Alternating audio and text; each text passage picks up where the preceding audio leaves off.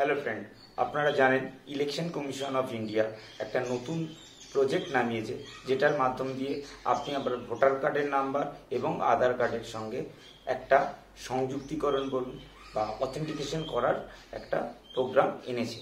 এই প্রোগ্রামের মাধ্যম দিয়ে আপনি আপনার ভোটার কার্ডের সঙ্গে আপনার আধার নম্বরটাকে অথেন্টিকেশন করাতে পারবেন। এর আগের ভিডিওতে আমি যেটা দেখিয়েছি সেটা হচ্ছে কিভাবে বিএলওরা আপনার বাড়িতে গিয়ে আপনার আধার নম্বরটিকে আপনার ভোটার কার্ডের সঙ্গে সংযুক্ত করবেন।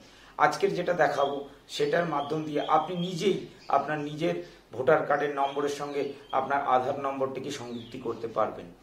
এক্ষেত্রে যেটা আছে, আপনাদের 3টে ডোমেনের মাধ্যম দিয়ে আপনারা নিজেদের ভোটার কার্ডের সঙ্গে আধার কার্ডের সংযুক্তি করতে পারবেন।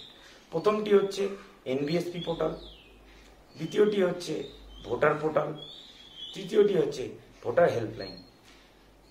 এই ভোটার পোর্টাল এবং এনভিএসপি পোর্টাল এই দুটো আপনার মোবাইল বা আপনার ল্যাপটপ বা ডেস্কটপ থেকে আপনি সরাসরি গুগলে গিয়ে সার্চ করে আপনার রেজিস্ট্রেশন করে তারপর আপনি আপনার আধার নম্বর এবং ভোটার কার্ডের নাম্বারে অথেন্টিকেশন করাতে পারবেন। আর লাস্ট যেটা বললাম ভোটার হেল্পলাইন, এটি আপনি গুগল প্লে স্টোরে পেয়ে যাবেন। সেখান থেকে ইনস্টল করে তারপর সেটাকে রেজিস্ট্রেশন করে এবং তারপরে আপনি আপনার আধার কার্ডের নম্বরের সঙ্গে ভোটার কার্ডে সংযুক্তি করতে পারবেন। বন্ধুরা, আজকের আমি আপনাদেরকে যেটা দেখাবো এনভিএসপি পোর্টালের মাধ্যমে কিভাবে আপনি আপনার ভোটার কার্ডের সঙ্গে আপনার আধার নাম্বারটাকে অথেন্টিকেশন করবেন, সেই ভিডিওটি আজকে আমাকে দেখাবো। আমরা ভিডিওটা করি, ভালো লাগলে অবশ্যই লাইক, সাবস্ক্রাইব অ্যান্ড শেয়ার করবেন। চলুন ভিডিওটা দেখা যাক।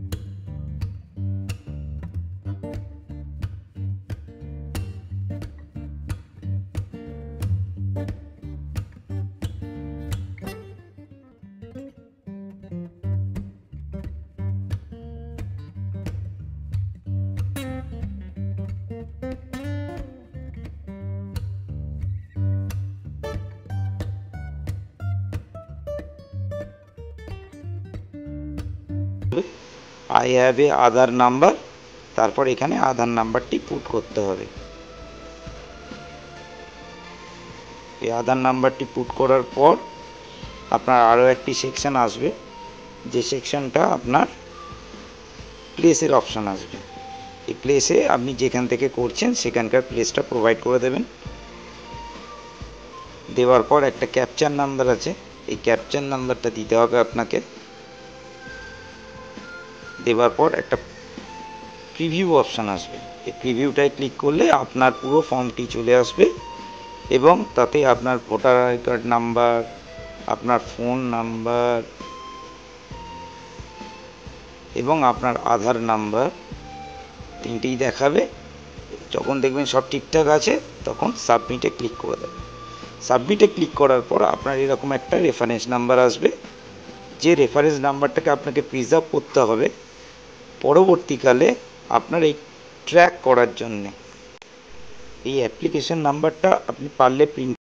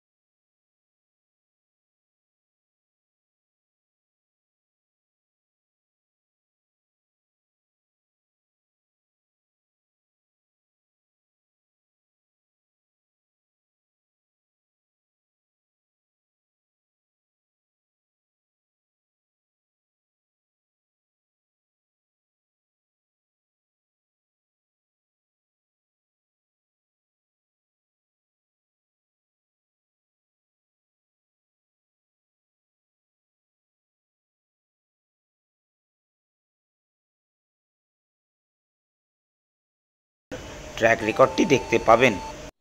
তো বন্ধুরা, কেমন লাগলো আমার ভিডিও? নিশ্চয়ই ভালো লেগেছে। যদি ভালো লেগে থাকে তাহলে এরকম আরও ভিডিও পেতে আমার চ্যানেলটা লাইক, সাবস্ক্রাইব এবং শেয়ার অবশ্যই করবেন। Thank you so much.